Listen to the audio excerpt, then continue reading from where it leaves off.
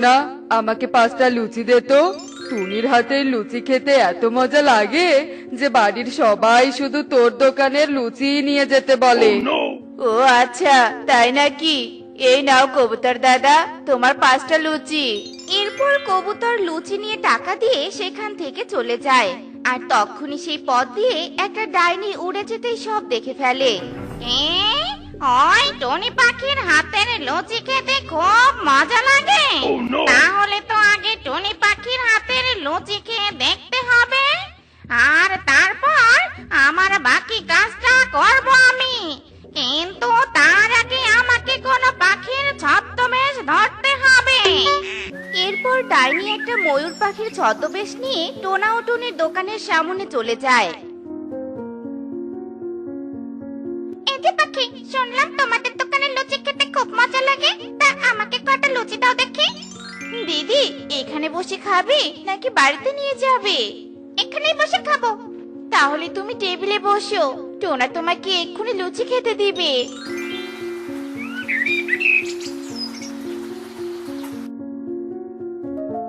এ কি দিদি, একবার মুখে তুলে সব লুচি খেয়ে ফেললে?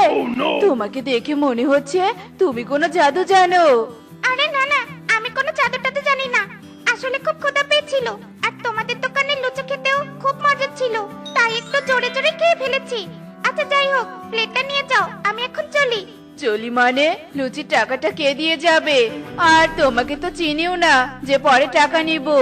আসলে আমার বাড়ি পাশের বনে, আর আমি খুব গরিব পাখি, আর এখন আমার কাছে কোনো টাকা নেই। তবে টাকা হলে তোমাদের দোকানে এসে টাকা দিয়ে যাব। আচ্ছা ঠিক আছে দিদি, মনে করে দিয়ে যেও।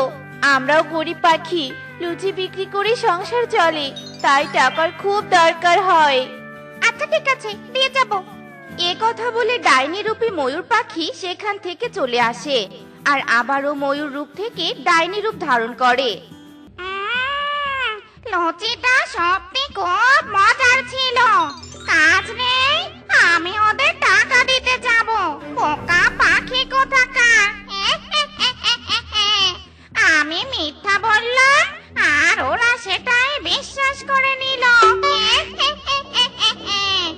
আমি তো গিয়েছিলাম ওদের রান্নার হাত কেমন সেটা দেখতে, কারণ আমি যে যেমন তেমন রান্না খেতে পারি না। যাই হোক, রান্নার হাত তো পেয়েছি, এবার সুযোগ খুঁজতে থাকি। এসব বলে ডাইনি অদৃশ্য হয়ে যায়, আর এভাবেই সারা দিন কেটে সন্ধ্যা নেমে আসে। আর সন্ধ্যা হতেই টোনা ও টুনি দোকান বন্ধ করে বাড়িতে চলে আসে। আর টোনা টুনির পিছু পিছু ডাইনিও তাদের বাড়িতে এসে উঠানের একটা গাছে বসে পড়ে। এরা দুজন দেখছি আলাদা হচ্ছেই না, তাহলে কি করে আমার কাজটা করব আমি তো কিছুই বুঝতে পারছি না। তবে এদের বাড়ি থেকে খাওয়া যাবে না, এই গাছেই বসে থাকি, তাহলে কোনো এক সময় ঠিক টনিকে একা পেয়ে যাব। মা টুকি, টুকি বাড়িতে আছিস? মেয়েটা তো বাড়িতে এখনো আসেনি। টোনা, তুমি কনকদের বাড়িতে গিয়ে টুকিকে বাড়িতে নিয়ে এসো তো।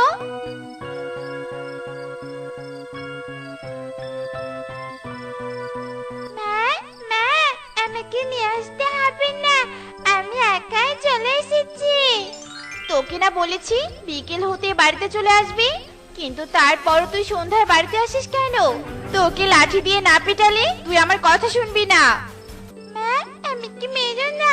এই কানে ধরে বলছি, আর কখনো সন্ধ্যাবেলা বাড়ি ফিরবো না। হ্যাঁ টুনি, মেয়েটা তো বলছে আর কখনো সন্ধ্যাবেলা বাড়ি ফিরবে না। আজকে ওকে কিচ্ছু বলো না। চল মা, আমরা ঘরে যাই। এদের আবার দেখছি ছোট একটা ছানাও আছে, তাহলে তো আমার কাজটা আরো সহজ হয়ে গেল। শুধু রাতটা হোক, তারপর কাজ শুরু করে দিব। এখন একটু এখানে বসেই বিশ্রামটা করে নে। এসব বলে ডাইনি বিশ্রাম নিতে থাকে, আর এদিকে টুনি, টোনা ও টুকি খাবার খেয়ে ঘুমিয়ে পড়ে। আর এভাবেই বেশ কিছুক্ষণ কেটে যায়, এবং রাত গভীর হতে ডাইনি পরিরূপ ধারণ করে, আর জানালার কাছে গিয়ে টুকিকে ডাকতে থাকে। টুকি, টুকি, শুনতে পাচ্ছো? কে কে? কে পরি তুমি এখানে?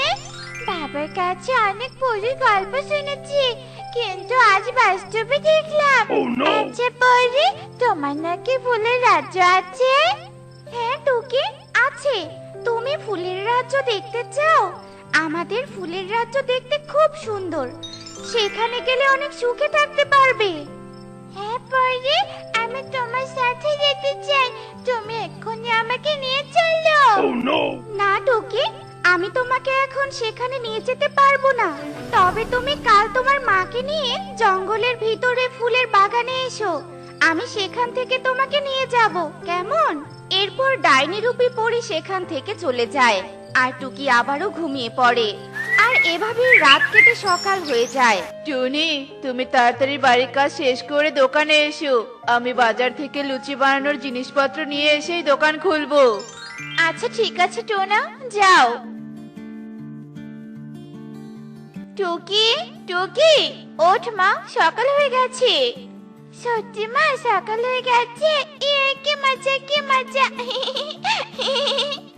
সকাল তো প্রতিদিনই হয়, কিন্তু তুই আজ এত খুশি হচ্ছিস কেন? সেটা তো তোমাকে পরে বলবো, আগে আমাকে জঙ্গলের ফুলের বাগানে নিয়ে চলো।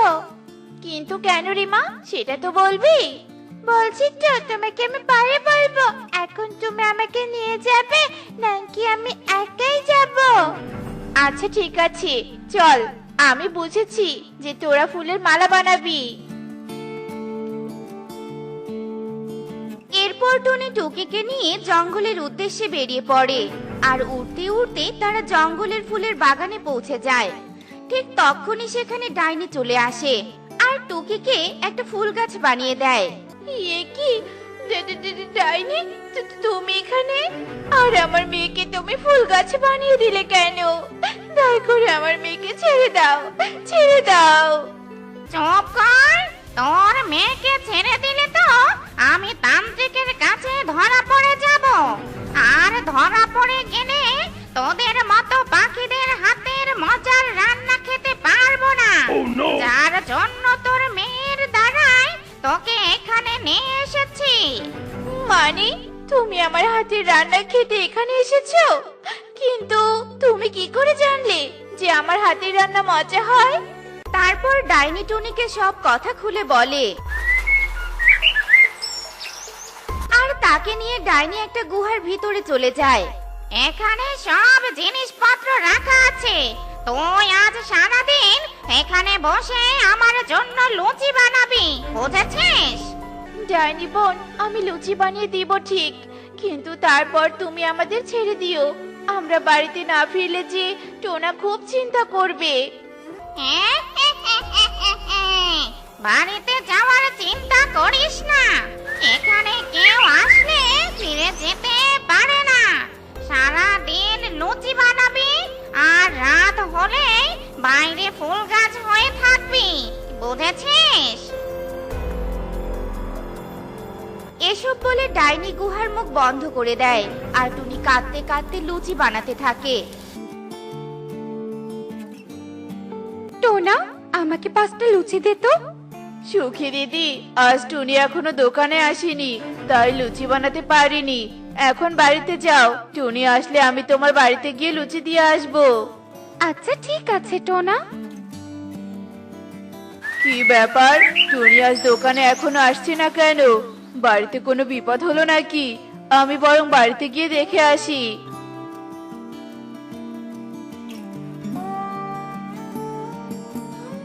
টুনি, টুনি, মা টুকি, টুকি। কি ব্যাপার, বাড়িতে কেন জানি কাউকেই দেখতে পাচ্ছি না? মা মেয়ে গেল কোথায়? আমি বরং বনের সবার বাড়িতে গিয়ে দেখি।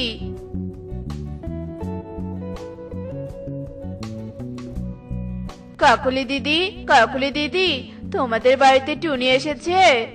কই, টুনি তো এখানে আসেনি। অন্য কারো বাড়িতে গিয়ে দেখতে পারিস।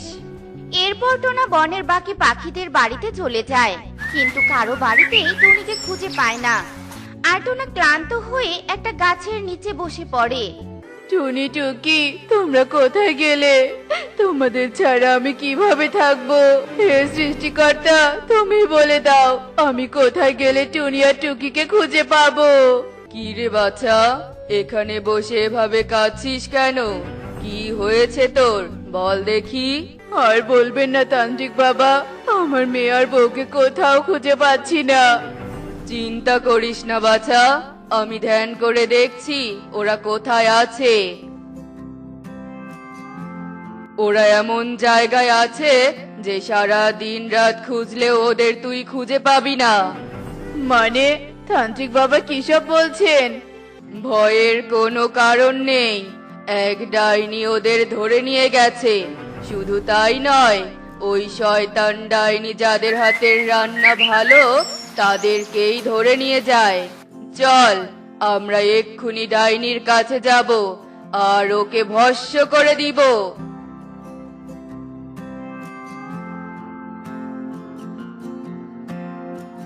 এই এই তান্ত্রিক, তোর এত বড় সাহস, তুই আমার গুহায় ঢুকেছিস? জানিস আমি তোকে কি করতে পারি? সব জানি আমি, আর এজন্যই তোর কাছে এসেছি। শয়তান ডাইনি, আর যে সব পাখিদের ফুল গাছ বানিয়ে রেখেছিস তাড়াতাড়ি সবাইকে পাখি রূপে ফিরিয়ে দে বলছি, নয়তো আমার জাদু দিয়ে তোকে শেষ করে দিব। আমি কিন্তু অনেক বড় শক্তিশালী তান্ত্রিক, এটা মাথায় রাখিস। হ্যাঁ তান্ত্রিক, আমি জানি। আচ্ছা ঠিক আছে, আমি সবাইকে মুক্ত করে দিচ্ছি, কিন্তু বল তুই আমার কোনো ক্ষতি করবি না তো? আগে মুক্ত কর, তারপর পরেরটা দেখছি।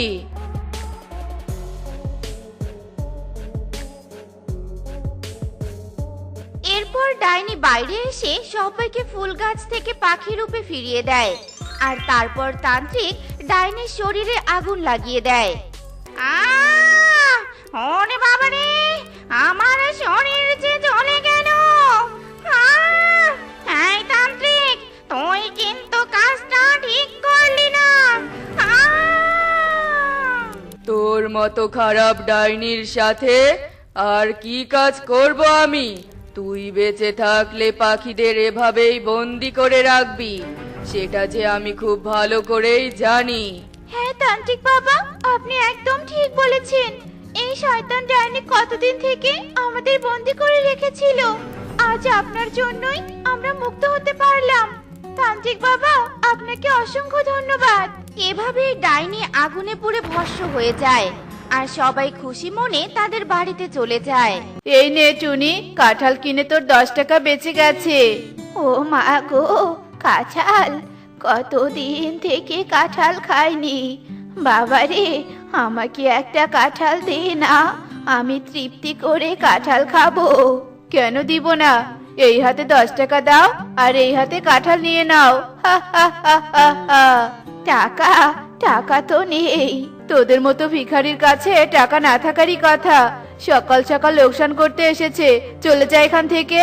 তুমি বুড়িমার সাথে এত খারাপ ব্যবহার কেন করছো কবুতর দাদা? সে তো আমাদের থেকে অনেক অভাবী পাখি, তারও তো পছন্দের ফল থাকতে পারে, তাই না? পছন্দের ফল খেতে চাইলেই হবে না, এর জন্য টাকাও থাকতে হবে। শোন টুনি, মোটেও আমাকে জ্ঞান দিতে আসবি না। তোর এত মায়া হলে তুই বুড়িমাকে একটা কাঁঠাল কিনে দে। আচ্ছা ঠিক আছে, এই নাও 10 টাকা, আর আমাকে আরেকটা কাঁঠাল দাও। এই নাও বুড়িমা, তুমি তোমার পছন্দের কাঁঠাল খাও। তোর মনটা অনেক বড় রিমা, আজকাল তোর মতো উদার মনের পাখিকে তো খুঁজেই পাওয়া যায় না। এই কথা বলে সেই বৃদ্ধা সেখান থেকে চলে যায়। আমার মেয়েটা তো চকলেট খেতে চেয়েছিল, কিন্তু আমার কাছে তো চকলেট কেনার মতো কোনো টাকা নেই। তাছাড়া মেয়েটার খাতা কলম সহ অনেক কিছুই কেনার আছে, এগুলো আমি কিভাবে কিনবো?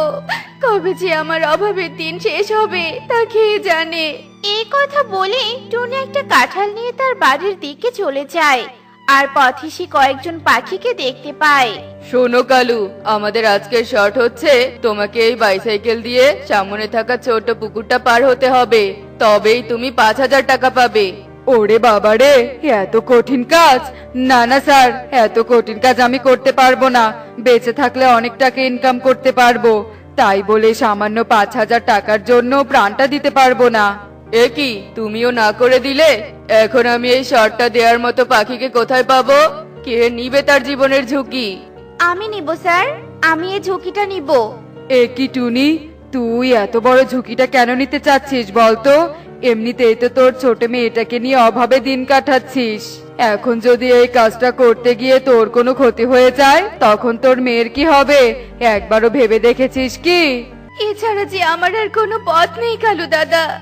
আমি তো একজন মা, আর মা হয়ে নিজের সন্তানকে ভালো মন্দ কিছু খাওয়াতে পারছি না। এর জন্য যে আমার অনেক কষ্ট হয় কালু দাদা, অনেক কষ্ট হয়। তাছাড়া আমার মন বলছে এই কাজটা আমার জন্য তেমন কোনো কঠিন হবে না। যাক বাবা, তাহলে আমার সম্মানটা বাঁচলো। এই টুনি, তুই তৈরি তো? হ্যাঁ স্যার, আমি রেডি। আচ্ছা ঠিক আছে, তাহলে আমি বাঁশিতে ফু দেওয়ার সাথে সাথে তুই তোর কাজ শুরু করবি, কেমন? এরপর ঈগল যেই না বাঁশিতে ফু দেয়, টুনিও সাথে সাথে তার সাইকেল নিয়ে পুকুরের ওপর দিয়ে হাওয়ায় ভাসতে ভাসতে পুকুর পাড়ি দেয়। আর পার হওয়ার সাথে সাথেই ওপর থেকে মাটিতে পড়ে যায়, আর সাথে সাথে টুনির একটা পা ভেঙে যায়। গুড জব টুনি, গুড জব। তুমি কাজটা করতে পেরেছো টুনি, কিন্তু এটা ভেবে কষ্ট হচ্ছে যে তুমি তো পায়ে ভীষণ আঘাত পেয়েছো। মনে হচ্ছে তো পাটা ভেঙে গেছে। এই নাও টুনি, এখানে 10,000 টাকা আছে। 5,000 টাকা তোমার কাজের জন্য, আর 5,000 টাকা তোমার পায়ের চিকিৎসা করানোর জন্য।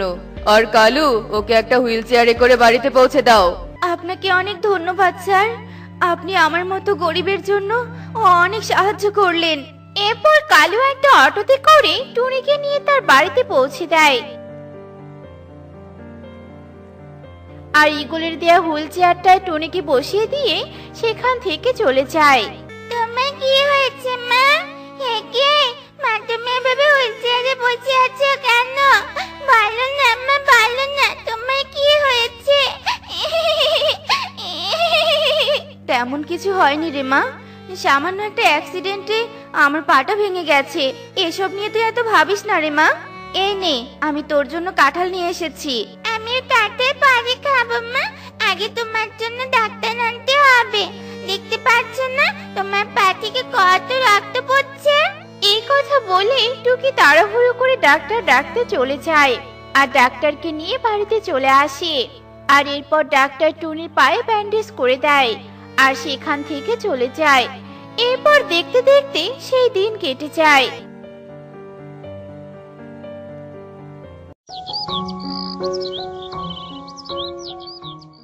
আর টুনি অসুস্থ হয়ে থাকার কারণে টুনি সংসারে আরো বেশি অভাব দেখা দেয়।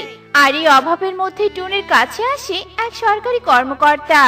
এক্সকিউজ মি, এটা কি টুনির বাড়ি? হ্যাঁ ম্যাডাম, এটাই টুনির বাড়ি, আর আমি হলাম সেই টুনি। বলুন ম্যাডাম, কি দরকার? আমরা জানতে পেরেছি এই জমিটা সরকারি জমির ভাগে পড়েছে, তাই এক্ষুনি আপনাকে এই জমিটা ছেড়ে দিতে হবে, তা না হলে আমরা আইনের আশ্রয় নিতে বাধ্য হব। না না ম্যাডাম, আইনের আশ্রয় নিতে হবে না, আমরা আজই এই জমিটা ছেড়ে চলে যাব। চল রে মা, আমাকে নিয়ে দূরে কোথাও চল। এরপর টুকি তাদের প্রয়োজনীয় জিনিসপত্র গুছিয়ে নেয়, আর টুনিকে হুইল চেয়ারে বসিয়ে তাকে নিয়ে সেখান থেকে চলে যায়। মা, মা, এখন আমরা কোথায় যাব মা? আর কি বা খাবো? আমার যে খুব খিদে পেয়েছে বা, আমার খুব খিদে পেয়েছে। এখন যে আমরা পৃথিবীর সব থেকে অসহায় পাখি হয়ে গেছি রে মা। এই পৃথিবীতে আমাদের থাকার মতো কোনো ঘর বাড়ি নেই, একটুখানি খাবার নেই। এখন থেকে যে আমাদের গাছতলায় বাসস্থান রে মা, আমাদেরকে গাছতলাতেই থাকতে হবে। এরপর টুকি ও টনি সেই বটগাছের ছায়ার আড়ালে থেকে কাঁদতে কাঁদতে ঘুমিয়ে যায়। আর এভাবে দেখতে দেখতে রাত হয়ে যায়। এরপর দেখতে দেখতে রাত পেরিয়ে সকাল হয়ে যায়। আর সকাল হতেই টুনি ও টুকির ঘুম ভেঙে যায়। একে, আমরা তো গাছতলায় ঘুমিয়েছিলাম, কিন্তু এখানে আসলাম কি করে? মা, ও মা, মা ওঠো, মা ওঠো, মা। কি হয়েছে রে মা? হে কি, হে আমরা কোথায় চলে এসেছি? আয় রে মা, ঘরের বাইরে আয়। এরপর তারা ঘরের বাইরে চলে আসে, আর বাইরে আসা মাত্রই বুঝতে পারে তারা একটা কাঁঠাল বাড়িতে এসেছে। হে কি, এটা তো একটা কাঁঠাল বাড়ি, কিন্তু আমাদেরকে এখানে কে নিয়ে এলো? মা, ও মা, তোমার পা তো ঠিক হয়ে গেছে, তুমি আগের মতো হাঁটতে পারছো মা। আরে তাই তো, আমি তো এটা খেয়ালই করিনি।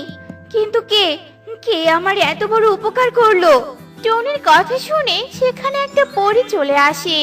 আমি টনি, আমি তোমাকে এই কাঁঠাল বাড়িটা উপহার দিয়েছি, আর আমি তোমার ভেঙে যাওয়া পাও ঠিক করে দিয়েছি। কিন্তু কেন? তুমি আমার এতগুলো উপকার কেন করলে? আমার বন ঘুরে দেখার খুব ইচ্ছে হয়েছিল, এজন্য আমি এক বৃদ্ধ পাখি সেজে বন ঘুরে ঘুরে দেখছিলাম। আর ঠিক তখনই আমি কাঁঠালের দোকানটা দেখতে পেয়েছিলাম। ওয়াও, কত সুন্দর দেখতে ওই কাঁঠালগুলো। যাই, একটা কাঁঠাল চেয়ে খাই, এতে করে বনের পাখিদের মন পরীক্ষা করাও হয়ে যাবে। আর আজকে যে পাখির মন সুন্দর হবে তাকে আমি ইচ্ছে মতো উপহার দিব। হা হা হা হা। এরপর আমি কাঁঠালের দোকানদারের কাছে একটা কাঁঠাল খেতে চাই, কিন্তু সে আমাকে কাঁঠাল না দিয়ে আমার সাথে দুর্ব্যবহার করেছে, আর তা তো তুমি দেখতেই পেয়েছিলে। আর সেদিন তোমার উদারতা ভরা মন দেখে তোমার পিছু নিয়েছিলাম। এরপর তোমাকে মেয়ের সুখের জন্য জীবনের ঝুঁকি নিতে দেখে দ্বিতীয়বারের মতো মুগ্ধ হয়ে গিয়েছিলাম। মা হিসেবে তুমি গর্বিত টুনি। সত্যি, মায়ের মতো করে সন্তানের জন্য কেউ অত চিন্তা করে না। তুমি খুবই ভালো মনের পাখি টুনি, তাই তোমার কষ্টের দিনে আমি তোমাকে এখানে এনেছি। তার মানে আজকে থেকে আমরা কাঁঠাল বাড়িতে থাকবো? ইয়ে, কি মজা, কি মজা। এই নাও টুনি, এটা একটা জাদুর কাঁঠাল গাছ। এখন থেকে তুমি রোজ কাঁঠাল বিক্রি করে সংসার চালাবে। আমাকে এবার যেতে হবে, বিদায় তোমাদের। এরপর পরি বিদায় জানিয়ে বন ছেড়ে পরিরাজ্যে চলে যায়। এদিকে টুনি কাঁঠাল বিক্রি করে ওর মেয়েকে নিয়ে সুখে দিন কাটাতে থাকে।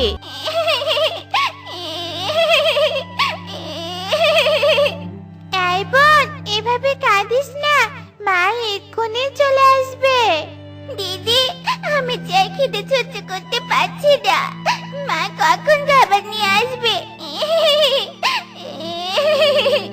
মা সে কখন খাবার নিতে গেছে, এখনো তো এলোই না।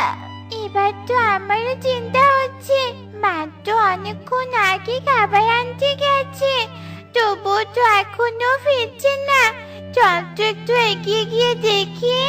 এরপর টুকি টুনটুন টুনিকে খোঁজার জন্য বাহিরে বেরিয়ে পড়ে। আর এদিকে টুনি কোথাও খাবার না পেয়ে বাধ্য হয়ে কাকুলির বাসায় খাবার চুরি করতে যায়। টুনি খাবার চুরি করে যেই না পালাতে ধরে, তখনই সেখানে কাকুলি চলে আসে। টনি, তুই আমার ঘরে চুরি করতে ঢুকেছিস? কে কোথায় আছো গো? দেখে যাও, দেখে যাও, আমার ঘরে চোর ঢুকেছে। এই টনি আমাদের ঘরে সবকিছু চুরি করে সাবার করে দিল। কে কোথায় আছো গো? দিদি, এভাবে চিৎকার করো না, আমি বেশি কিছু না, একটু খাবার নিয়েছি। আমার বাচ্চারা যে দুদিন থেকে কিচ্ছুটি খায়নি, দয়া করে আমাকে যেতে দাও, যেতে দাও দিদি। চুরি করে এখন আবার ন্যাকা কান্না করছিস? চোরের আবার বড় গলা। কে কোথায় আছো? এদিকে এসে দেখে যাও, দেখে যাও, চোর, চোর। কাকুলির চিৎকারে বনের সকল পাখি এসে কাকুলির বাড়ির সামনে হাজির হয়। এই দেখো, এই টনি আমার ঘরে চুরি করতে ঢুকেছিল। তবে এতদিন এই টনি বনে চুরি করছে, এই চোরকে উচিত শিক্ষা দেওয়া উচিত। ঠিক ঠিক, এই চোরকে উচিত শিক্ষা দেওয়া উচিত। মার মার, সকলে এই টুনিকে মার। এরপর সকল পাখি টুনিকে লাঠি দিয়ে মারতে শুরু করে। আর মারতে মারতে এক পর্যায়ে টুনি সেখানেই মারা যায়। তোকে ওই তো মা ওখানে, কিন্তু সকলে মাকে মারছে কেন? চল তো কি দেখি। এরপর টুকি টুনটুন দ্রুত সেখানে যায় আর গিয়ে দেখে তার মা আর বেঁচে নেই। মা, ও মা, দেখো মা, দেখো। তোকে মা তো আর কথা বলছে না। তোমরা সকলে এতটা নিষ্ঠুর, আমার মাকে তোমরা মেরে ফেললে।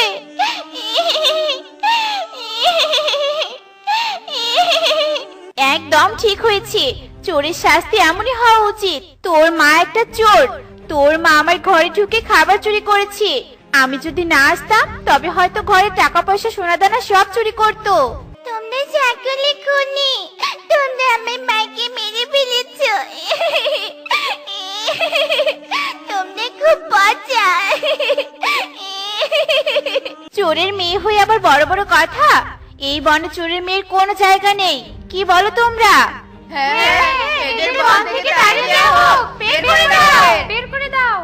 এরপর বনের সকল পাখি মিলে চোরের মেয়ে বলে টুকি আর টুনটুনকে বাড়ি থেকে তাড়িয়ে দেয়। অসহায় টুকি আর টুনটুন বনে ঘুরে বেড়াতে থাকে। দিদি, আমাদের মা আর বেঁচে দেয়, আমাদের জন্য খাবার আনতে গিয়ে মা মরে গেল। দিদি, আই দিদি, তবে মায়ের মতো আমার খিদে মরলো না কেন রে? আমার যে খুব খিদে পেয়েছে দিদি, আমাকে কিছু খেতে দে না রে দিদি, কিছু খেতে দে না। এভাবে কাঁদিস না বোন, আমি তোর খাবারের ব্যবস্থা করে দিব। তুই এখানে চুপচুপ করে বসে থাক, আমি আশেপাশে খুঁজে দেখি কোনো খাবার পাই কিনা। এই বলে টুনটুন সেখান থেকে চলে যায় আর টুকি একা একা গাছের নিচে বসে থাকে। এই পথ দিয়ে একটা বড় ঈগল উড়ে যাচ্ছিল। আরে ওখানে ওটা কে? দেখে তো মনে হচ্ছে একটা টুনির ছানা। কতদিন টুনির ছানা খাই না, আজ এই টুনির ছানাকে খেয়ে ভুড়ি ভোজ করবো। হা হা হা হা হা। এই বলে ঈগল টুকির ওপর আক্রমণ করে। এ কি, ওই ঈগলটা তো ওই পাখির ছানাকে মেরে ফেলবে, আমাকে ওই পাখির ছানাকে বাঁচাতে হবে। এরপর আলো কিছু ঢিল নিয়ে ঈগলের দিকে ছুঁড়ে মারে। যা যা, পালা পালা বলছি এখান থেকে। তুমি ঠিক আছো? হ্যাঁ, আমি ঠিক আছি। এ কি, তোমার তো এখানে ক্ষত হয়েছে, রক্ত ঝরছে, তুমি কি বনে একা এসেছো? বোন, কোথাও খাবার পেলাম না। এ কি বোন, তোর কি হয়েছে? তো এখানে ক্ষত কি করে হলো? তুমি এই ছানার বোন? তোমার বোনকে ঈগল আক্রমণ করেছিল, আমি যদি না আসতাম তবে ঈগল তোমার বোনকে খেয়ে ফেলতো। যাকে, তোমরা এখানে কি করছো? এই বনে তো কোনো পাখিরা থাকে না। এরপর টুনটুন আলোকে সমস্ত কথা খুলে বলে। সব শুনে আলো বলে, তোমরা এতটা অসহায়, তোমরা আমার সাথে আমার বাড়িতে চলো, আমি তোমাদের খাবার খেতে দিব। এরপর আলো টুকি আর টুনটুনকে তার বাড়িতে নিয়ে যায়। তোমরা এখানেই বসো, আমি তোমাদের জন্য খাবার আনছি। আমরাও অনেক গরিব, বাবা বেঁচে নেই, আমি মায়ের সাথে থাকি। ঘরে এই মুড়িটুকু ছাড়া আর কিছুই নেই, তোমরা এই মুড়িটুকুই খেয়ে নাও। এরপর টুকি আর টুনটুন মুড়ি খেতে শুরু করে। তখনই কাজ শেষ করে গীতা বাড়িতে ফিরে আসে। আলো, এই পাখির ছানা দুটোকে কোথা থেকে ধরে আনলি? আবার মুড়িও দিয়েছিস? তুই জানিস না ঘরে মুড়ি ছাড়া আর কোনো খাবার নেই? এখন রাতে কি খাবি? হ্যাঁ মা, আমরা তো তাও কিছু হলেও খেয়েছি, আর এক বেলা না খেলে কিচ্ছু হবে না। কিন্তু এই পাখির ছানা দুটো 3 দিন থেকে কিচ্ছুটি খায়নি। নিজে খেতে পারে না, আবার অন্যের খাওয়ার চিন্তা করে। এই পাখি, যা যা, এখান থেকে চলে যা। মা, ওদের তাড়িয়ে দিও না, আমি ওদের এখানে থাকার জন্য নিয়ে এসেছি, ওরা আমার সাথেই থাকবে। আমার মুখের ওপর দিয়ে কথা? এক মুঠো খাবারের জন্য আমাকে হিমশিম খেতে হয়, আবার এদের খাওয়াবো কি? নিজেরাই খেতে পারি না, আবার আপদ জুটিয়েছে। এই ওঠ বলছি, ওঠ তোরা, বেরিয়ে যা, বেরিয়ে যা এখান থেকে। ঘরের সব মুড়ি তো খেয়েছিস, পেট তো ভরেছে, এবার বিদায় হও। গীতা টুকি আর টুনটুনকে তার বাড়ি থেকে তাড়িয়ে দেয়। দিদি, এবার আমরা কোথায় যাব? একটু পরে তো সন্ধ্যা নামবে। চল বোন, সামনের দিকে এগিয়ে যাই, থাকার একটা ব্যবস্থা ঠিক হয়ে যাবে। আমাদের 2 বোনকে এখন সংগ্রাম করে চলতে হবে রে বোন। এরপর তারা 2 বোন সামনের দিকে এগিয়ে যায়। আর কিছু দূর যেতেই তাদের চোখ আটকে যায় সামনে থাকা এক ঘরের দিকে। দিদি, দেখ দেখ, সোনার ঘর। এই ঘন জঙ্গলে এটা কার সোনার ঘর? কি সুন্দর ঘরটা! আমার তো মনে হচ্ছে এটা কোনো পরীদের ঘর। চল আমরা ঘরে গিয়ে দেখি, পরী থাকলে নিশ্চয়ই আমাদেরকে সাহায্য করবে। এই ভেবে 2 বোন সোনার ঘরে প্রবেশ করে। আর প্রবেশ করে তারা ভয়ে কাঁপতে শুরু করে, কারণ ঘরের ভেতরে ছিল এক ভয়ঙ্কর ডাইনি। তোদের এত বড় সাহস! তোরা আমার সোনার ঘরে প্রবেশ করেছিস? ও, বুঝতে পেরেছি। তোরা আমার সোনা চুরি করতে এসেছিস, তাই না?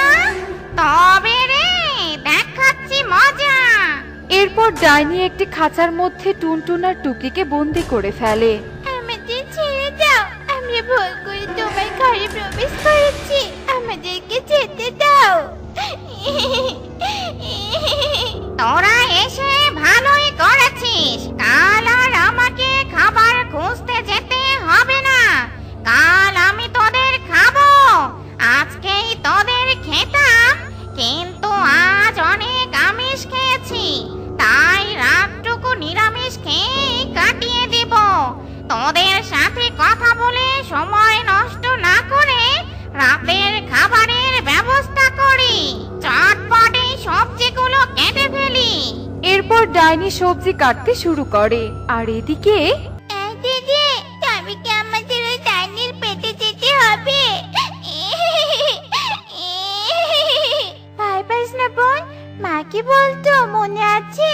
যখন আমরা শক্তি দিয়ে সমস্যার সমাধান করতে পারবো না, তখন বুদ্ধি দিয়ে তা করতে হবে। এবার আমি বুদ্ধি দিয়ে তা করব। ডাইনি, তুমি এত কষ্ট কেন করছো? আমাকে এখান থেকে ছাড়ো, আমি সব কাজ করে দিচ্ছি। তোমার রান্না আমি করে দিব। আমি তোকে ছেড়ে দেই আর তুই পালিয়ে যাস, তাই না? তুমি আমার বোনকে আটকে রাখো, আমি পালাবো না, আমি তোমার সব কাজ করে দিব। টুনটুনের কথায় ডাইনি রাজি হয় আর টুনটুনকে খাঁচা থেকে মুক্ত করে। তারপর টুনটুন ডাইনির জন্য রান্নার ব্যবস্থা করে। যাক বাবা, আমাকে আর কষ্ট করতে হবে না। ডাইনি, তোমার উনুন তো অনেক বড়, আর কড়াইটাও তো অনেক বড়। আমি তো ছোট পাখি, কিছু দেখতেও পাচ্ছি না।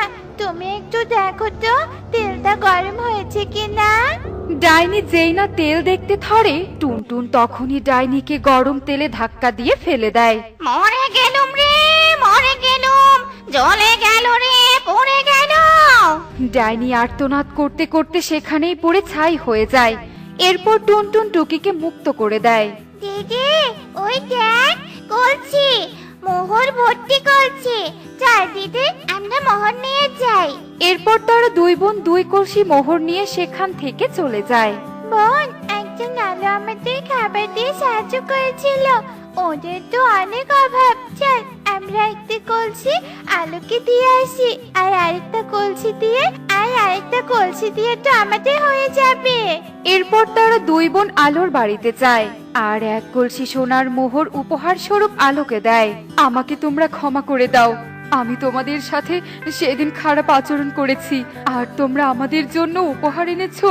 ক্ষমা চাইতে হবে না আলো, তুমি ভালো থেকো, চলে যাবে। আরে তোমরা যাবে কোথায়? কোথাও যাওয়া হবে না, আজ থেকে তোমরা এখানেই থাকবে। এরপর থেকে টুকি আর টুনটুন গীতা আর আলোর সাথে সুখেই দিন কাটাতে শুরু করে।